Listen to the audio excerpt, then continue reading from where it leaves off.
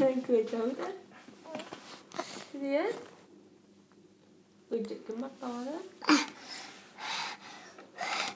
Chuột thế mama. Thì tại vì ta để gần mặt vào đấy nó phải to chứ. Mắt này thằng to thế. Cái tên đẹp hay tên xấu? Hả?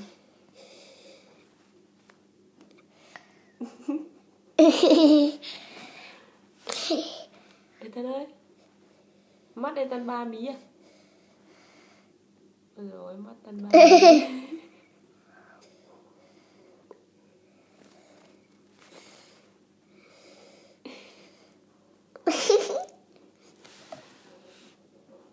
Tên xấu.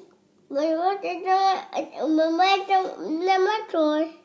Tên nhắm mắt à? Mở mắt. Đối tên...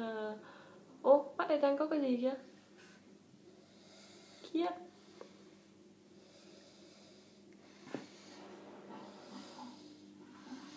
Người ta làm điệu vậy chứ? Làm điệu mà. Kinh quá.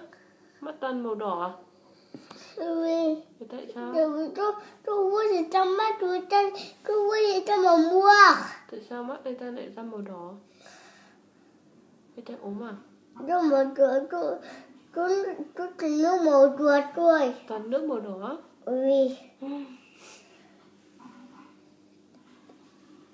Cho bị đau mắt. mama anh ấy tôi sợ